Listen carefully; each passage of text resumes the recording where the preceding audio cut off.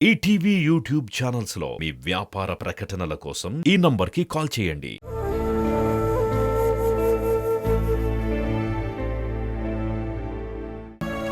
ఈ ఊరికే ట్రాన్స్ఫర్ దొరికితే బాగుంటుందని నేను వివేక్కి చెప్పాను. అది జీఎం చెవికి వెళ్ళిందో లేదో తెలీదు. ఒకసారి జీఎం నన్ను పిలిచారు.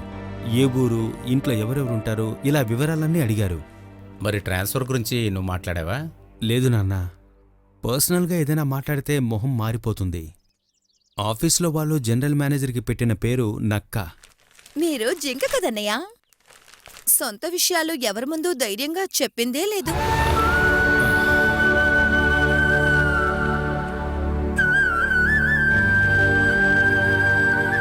నువ్వక్కడ ఒంటరిగా ఉన్నది గుర్తొచ్చినప్పుడల్లా బాధగా ఉంటుంది బాబు. వాణ్ణెవరే అక్కడ ఒంటరిగా ఉండమని చెప్పింది? ఏవేవో కారణాలు చెప్పి నువ్వే నీ పెళ్లిని దాటేసుకుంటూ ఇక్కడ దాకా తీసుకొచ్చావు. ఇక మీద అది జరగదురా. పాతదంతా మర్చిపోవాల్సిన టైం వచ్చింది.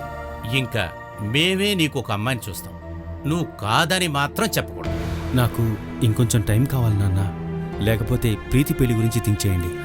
మీరొక అమ్మాయికి తాళి కట్టి ఇంటికి తీసుకురావడానికి ముందు నా పెళ్లి గురించి మీరు ఆలోచించకండి. ఇలాంటి కండిషన్ అంతా ఎందుకు? నా మూల్యంగా మీ జీవితంలో ఒక దుఃఖం సంభవించింది. దానికి పరిష్కారం దొరికేదాకా ఇక్కడి నుంచి నేను వెళ్ళను. నీ వల్ల నాకు ఏ దుఃఖమూ సంభవించలేదు. మీరు బాలాన్ని చూడ్డానికి నేనే కదా కారణం. ఆ విషయం నా మనసుని వేధిస్తూనే ఉంది.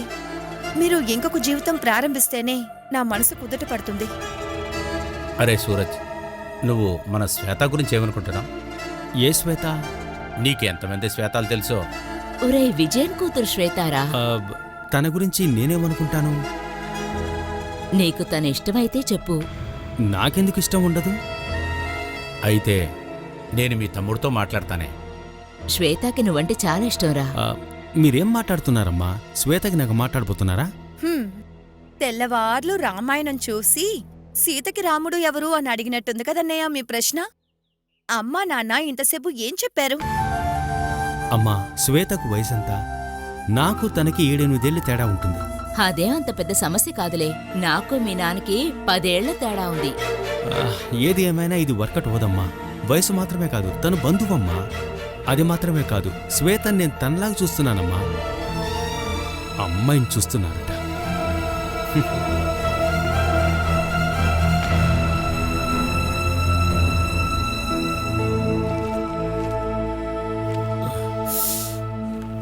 రే సుమేష్, మన ఎల్పీ స్కూల్ దగ్గర ఏదో గోడ పడిందని కేసు వెళ్ళిందట కదా? పేపర్లో నేనేం చూడలేదు. నీకేమైనా తెలుసా? లేదే, అది మీరు కట్టిన గోడే కదా. అందుకే కదరా ఇంత టెన్షన్. గవర్నమెంట్ పని అయితేనే కొంచెం మిగులుతుంది. అది కూడా కార్పొరేషన్కి, ఎమ్మెల్యేలకి ఇస్తే ఏం మిగలదు. కంప్లైంట్ ఇచ్చింది ఎవరు? వాడిని మనం బాగా సంతోషపెడదాం. అదంతా పెద్ద రిస్క్ రా. నువ్వు నా తమ్ముడు అని అందరికీ తెలుసు కదా. నా ఫ్రెండ్స్ ఉన్నారన్నా, మీరు మనిషి ఎవరో అని ఒకసారి చూపించండి. అదంతా ఏం వద్దులేరా. కంప్లైంట్ ఇచ్చిన వాడిని కాంట్రాక్టర్ మనుషులు కొట్టారని అదొక పేరు వస్తుంది. నేను వేరే ఏదైనా దారి ఆలోచిస్తాను. నీ దగ్గర మందేమన్నా ఉందా? ఒక 2-3 పెగ్గులు ఉంటాయన్నా. ఓ అచ్చాలే, తీసుకురా. అరే, వేణు అన్న వదిన వచ్చేసారన్నా.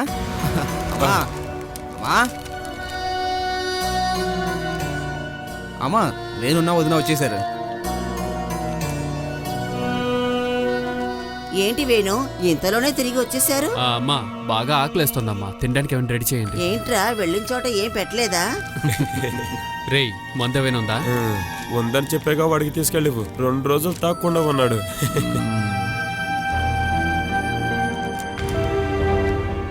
ఏంటి వేణు, నువ్వు అందరింటికి వెళ్ళలేదా? తన ఇంటికి, ఇంకా తన అక్క ఇంటికి వెళ్ళామమ్మా. 5-6 చోట్లకు వెళ్ళాలని బయలుదేరేటప్పుడు చెప్పావు. అదంతా క్యాన్సిల్ చేస్తా. ఎందుకలా చేశారు? ఇంకెక్కడికి వెళ్ళక్కర్లేదని బాలే చెప్పింది. వదినకి ఇక్కడ ఉండటమే నచ్చిందనుకుంటా. అదే మ్యాటర్. తను ఆజ్ఞ ప్రకారం నువ్వు వెంటనే బయలుదేరి వచ్చేసావు కదూ. బాల బంధువులు కదా, తనే అక్కర్లేదని చెప్పింది, ఇంకా నాకెందుకు? ఆయన నువ్వు 2 రోజుల్లోనే ఆడదాని మాట కాదనలేకపోతున్నావు. బాలాను చూసి ఇష్టపడి తనే కావాలని వేణు చెప్పినప్పుడే నేను అనుకున్నాను, ఈడిక భార్య మాట మాత్రమే వింటాడని. ఇక ఇక్కడి నుంచి నువ్వు దేనికి తన ఇష్ట ప్రకారం వదలకూడదు. ఒక్కసారి తలదించిన తర్వాత ఎప్పటికీ ఎత్తనివ్వకూడదు. నడు రోడ్లోనైనా సరే చంప పగలగొట్టాలి.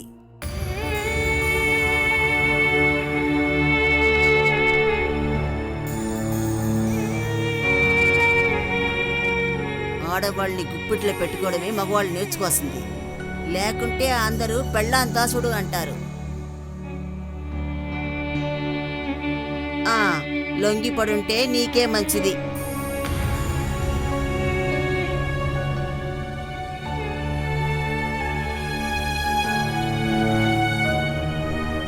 అమ్మా,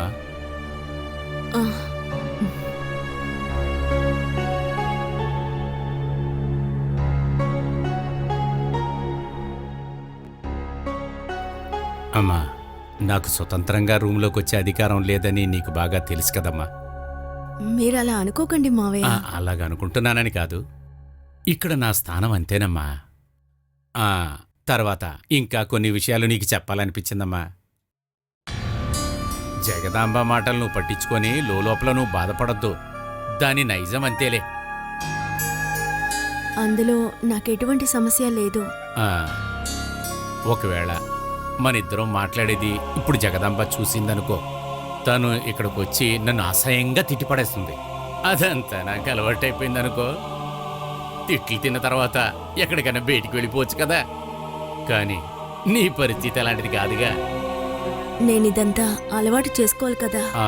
అలవాటు చేసుకునే తీరాలి. దానికి నువ్వు వేణు కంటే ఎక్కువగా వాళ్ళ అమ్మ గురించే నువ్వు తెలుసుకోవాలి.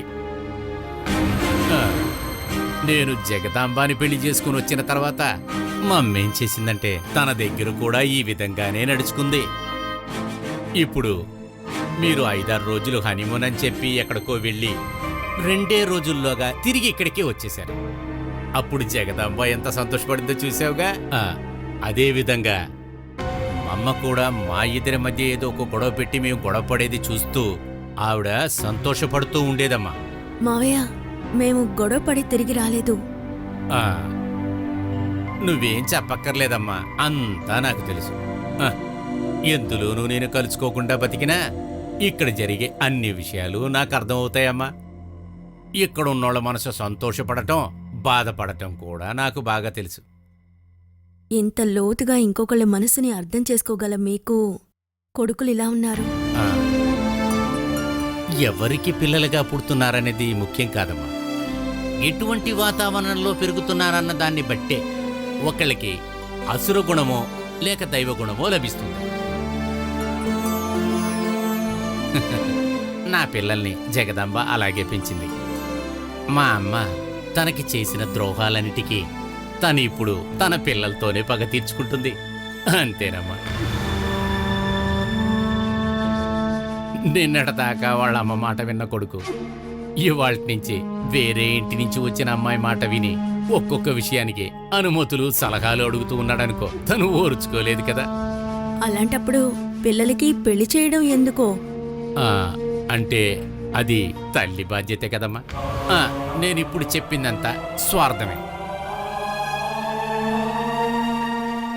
పుట్టినప్పటి నుంచి వాడికి అన్నం తినిపించిన చెయ్యి కాదు కదా ఇక మీద అన్నం పెట్టపోయేది, నువ్వే కదా వాడికి భోజనం పెట్టపోయేది. వాడిక నుంచి టీ అడిగినా, ఒక గ్లాసు నీళ్ళు అడిగినా, బయటికి వెళ్ళేటప్పుడు చెప్పి వెళ్ళినా ఇక మీద అదంతా వాళ్ళ అమ్మతో కాదుగా. అలా తల్లికి మాత్రమే ఉన్న అధికారాలు, ఎన్నో హక్కులు కూడా కొడుక్కి పెళ్లి చేయటం వల్ల నష్టపోయింది కదా. అదంతా తను సహించుకోగలదో నువ్వే చెప్పమ్మా. మీరు చెప్పేది నిజమే. 20-30 ఏళ్ళు చూసి చూసి పెంచిన తర్వాత కొడుకుని ఇంకొక అమ్మాయికిచ్చి పెళ్లి చేశాక తల్లి మనసులో కొంచెం బాధ ఉంటుంది. నాకు అత్తయ్య మీదేం కోపం లేదు, కానీ నేను ఆయన్ని నమ్మి ఆయన చేయి పట్టుకుని ఇంటికొచ్చాక మూడో మనిషిలా చూస్తే నాకెలా ఉంటుంది? అత్తయ్య నన్ను ఏవైనా అనొచ్చు, ఇబ్బంది పెట్టచ్చు, కానీ అప్పుడు నేను బాధపడకుండా నాకు బలంగా భర్త అనేవాడు కూడా ఉండాలి కదా. పర్లేదులే, అంతా సర్దుకుంటుందని చెప్పడానికి ఒక మనిషి కావాలిగా.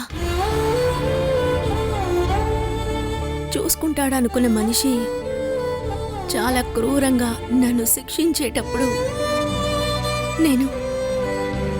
నేనప్పుడు ఏ నమ్మకంతో జీవించాలి?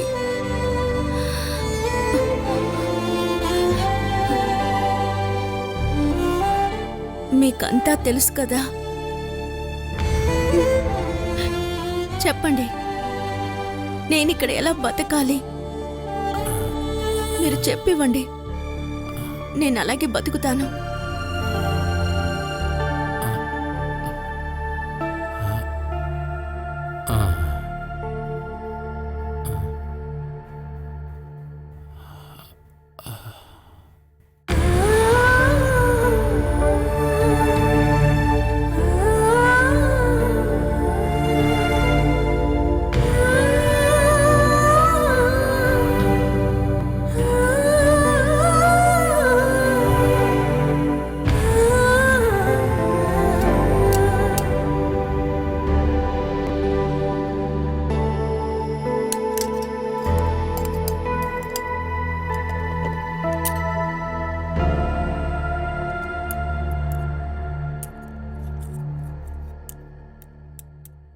రెండు రోజులు విందు భోజనం చేస్తే చాలా?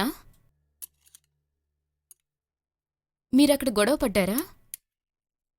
లేదు. నాతో అబద్ధాలు చెప్పకు, మొహం చూస్తేనే అర్థం అవుతుంది. అంతేకాదు, వేణు గురించి తెలుసు కదా. మీరు నిన్నే తిరిగి వచ్చేస్తారని అనుకున్నాను. అతను ఎలాంటి మనిషని మీకు ముందే తెలుసా? నాకు తెలుసు బాలా. వేణు నన్ను తిట్టాడు కూడా. ఎంత పెద్ద దుష్టులైనా సరే అతనిలాగా ఎవరు ఇలా బూతులు మాట్లాడలేరు. అది తట్టుకోలేక నేను ఇంట్లో నుండే బయలుదేరాను. అసలేంటక్క సమస్య? ఇంట్లో ఉన్న ఆడవాళ్ళు ఇంకే మగాళ్లతోనూ మాట్లాడకూడదు, వాళ్ళ ముందుకెళ్ళి నుంచోకూడదు కూడా. వాళ్ళమ్మని మాత్రమే వాళ్ళు ఇప్పటిదాకా తిట్టకుండా ఉన్నారు. సతీష్ బావ దీన్ని ఆపలేరా? అతన్ని కూడా తిట్టేస్తాడు. మత్తు గనక ఎక్కిందంటే వేణుకు అసలు విచక్షణే ఉండదు. ఏదైనా రోగం ఉంటుందా అక్క? అనుమానమనే రోగం బాలా. నన్ను కూడా అనుమానిస్తాడు. వాళ్ళ ఫ్రెండ్స్ భార్యలను కూడా అనుమానిస్తుంటాడు. వాళ్ళ ఇంట్లో వాళ్లతో ఈ విధంగా ఎన్నో కుటుంబ సమస్యలు రేపుతాడు. గమనించకపోతే ఒక ఆడది ఇంకొక మగాడితో కలిసి వెళ్ళిపోతుందని వాళ్ళ ఫ్రెండ్స్కి చెప్తూ ఉంటాడు. కావాలంటే వాడే ఏదో ఒక కథను సృష్టించి ఉదాహరణగా చెప్తాడు. వీడి ఫ్రెండ్సే కదా. అనుమానించడానికి, గొడవలు పడ్డానికి ఇంకేం కారణాలు కావాలి? దీనికి వైద్యమేం లేదా? ఎవరికి తెలుసు? పెళ్లి చేసుకుంటే మారతాడని పెళ్లి చేసేశారు. సందేహం అనే రోగాన్ని నయం చేయొచ్చని నేనెక్కడో చదివాను. దీనికి ఒకే ఒక వైద్యం ఉంది బాలా. మంచి మగాళ్లతో బాగా తన్నులు తినాలి. అందుకే వేణు ఇలా చేస్తున్నాడు. ఏదైనా ఎస్ఐ, సిఐ కూతుర్ని గనక చేసుకుని ఉండుంటే వేణు తిట్టడానికి నోరు తెరిచేవాడా? నోరు తెరిస్తే అతని నోట్లో పళ్ళుండేవా? ఇంకేం చేయగలనక్క?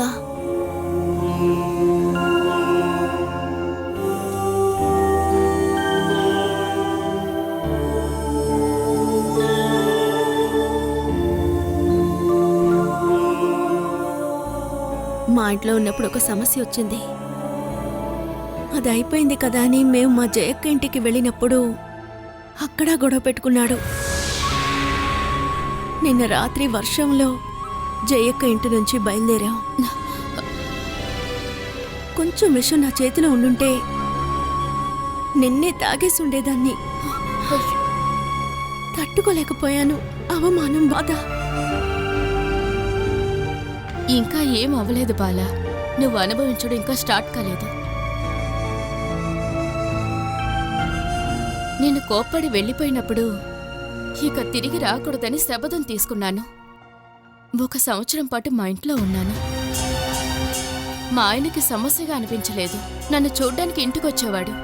2 రోజులు ఉండి తిరిగి వచ్చేసేవాడు. ఏమైనా అతనికే లాభం. భార్య ఖర్చులు చూసుకోకర్లేదు, కావాల్సింది సాధించుకుని వెళ్తాడు. మా నాన్న ఎంతో చెప్పి చూశాడు, ఒక అద్దెల్లు తీసుకునైనా సరే ఇక్కడి నుంచి వెళ్ళండి అని. ఎంతైనా కాంట్రాక్టరే కదా, సొంతంగా ఇల్లు కట్టుకునే స్తోమత కూడా ఉంది. మరి సమస్య ఏమిటి? ఈ అన్నా తమ్ముళ్ళ మధ్య చాలా ఐక్యత ఉంది బాలా. ఇంకెక్కడికైనా వెళ్ళాలని వాళ్ళు ఎప్పటికీ ఆలోచించరు. ఇలా కలిసిమెలిసి మందు కొట్టడం, ఇలాంటి మాటలు మాట్లాడడం నువ్వు ఎక్కడా చూసుండవు. వాళ్ళ మాటలు నువ్వెప్పుడు వినలేదు కదా. ఒక్కొక్క మందు బాటిలు గుణాలు, ఒక్కొక్కటి వేసుకుంటే దొరికే మత్తు, దాని సుఖం, స్నేహితుల కెపాసిటీ, వాళ్ళ వేరే సామర్థ్యాలు వేరే. నించోడానికి ఓపిక లేకున్నా బండి నడిపేవాళ్ళు, భార్యని కొట్టేవాళ్ళు, మర్యాద లేనివాళ్ళు, ఊరి ప్రజలతో తిట్లు తిని దెబ్బలు తినేవాళ్ళు. ఇలా ఎన్ని కథలు చెప్పినా కూడా సరిపోవు. మందు వాసన లేని ఏ విషయమైనా వీళ్ళు మాట్లాడలేరు. వ్రతం ఉండి దేవుడి కొండ ఎక్కినప్పుడు మందు విషయం ఏం మాట్లాడలేదని మనం అనుకుంటాం. ఆ తర్వాత నిమిషమే వినొచ్చు. కొండ దిగి కిందకి రాగానే ముందుగా చూసిన బార్లో కన్ను మెన్ను లేకుండా తాగుతారని. వీళ్ళు ఎప్పుడూ మందు తాగుతారా? కొట్టని రోజంటూ ఉందా అని అడుగు. మందు కొట్టకుండా వీళ్ళని ఒక్కరోజు కూడా చూసిందే లేదు. హ, ఎవరైనా చనిపోయినా, ఒకవేళ పుట్టినా, ఓడినా, గెలిచినా సరే, లాభం వచ్చినా నష్టం వచ్చినా వీళ్ళు ఎంజాయ్ చేస్తారు. మందు లేకుండా ఇంట్లో ఎంజాయ్మెంట్ ఉందా? అసలు నిన్న మొన్న రాత్రులు ఏంటి సమస్య? ఇంట్లో ఉన్నప్పుడు నేను నా డైరీ, కాలేజ్లో తీసుకున్న ఫొటోస్ చూపించాను. ఆ, సూపర్. నువ్వే ఎక్కడానికి నిచ్చెన వేశావన్నమాట. ఇంకా అక్క వాళ్ళ ఇంట్లో ఏంటి సమస్య? అక్క భర్తకి నాకు అఫైర్ ఉందన్నాడు. ఇది నేను అనుకున్నదేలే. ఇంట్లో ఒక మగాడుంటేనే చాలు, వేణు అనుమానం పడ్డానికి ఇంకే కారణం అక్కర్లేదు.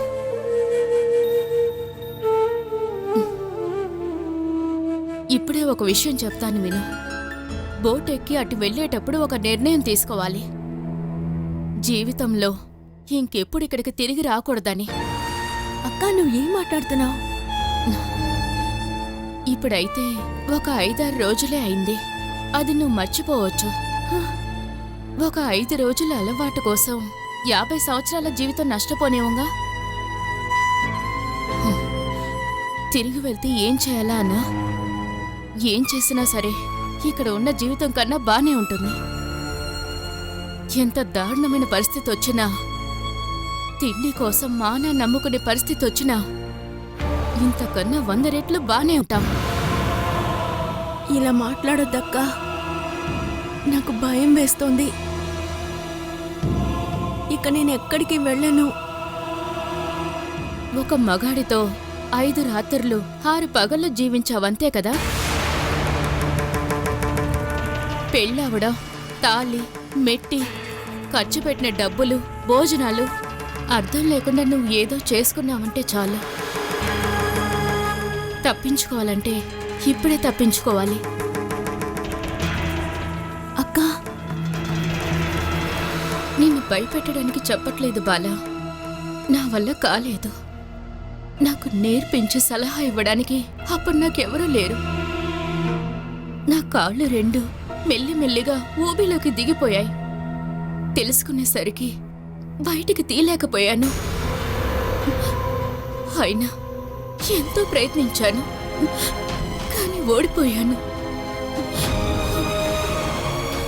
ఏదైనా ఉద్యోగం దొరుకుంటే తప్పించుకునేదాన్ని. మా ఆయన లాగానే మీ ఆయన కూడానా? మా ఆయనకు అనుమానం అంటూ ఏమీ లేదు, కానీ తాగుడు. తాగి తాగి చచ్చిపోతేనే బాగుంటుందనిపించింది నాకు. పాపం అని తెలుసు, కానీ ఆ మందు వాసన, సిగరెట్ వాసన లేకుండా కొన్ని రోజులైనా జీవితంలో ప్రశాంతంగా బ్రతకచ్చు కదా.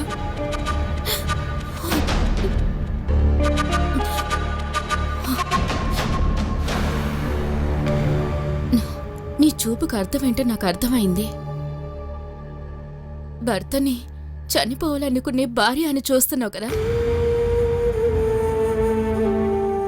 బాలా. నువ్వెప్పుడేగా మొదలు పెట్టావు. నా దారికి రావడానికి కొద్ది రోజులు పడుతుంది. కానీ నేను ఆశపడిన దానికన్నా 10 రెట్లు నువ్వు కూడా ఆశపడతావు. నీ మెడలో ఉన్న తాళు తెగిపోవాలని.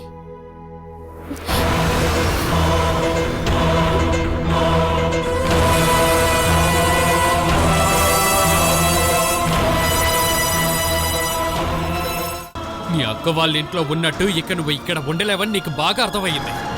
నేను రెడ్ హ్యాండెడ్గా పట్టుకుంటానని తెలుసుకున్న తర్వాత ఇంకెక్కడికి వెళ్ళక్కర్లేదని చెప్పావు. బలవంతం పెట్టి తీసుకొచ్చేసావు. ఎక్కడికి వెళ్ళినా అక్కడ ఉంటాడు. నువ్వు చూసి పెట్టావే అలాంటి వాడు కదేంటే.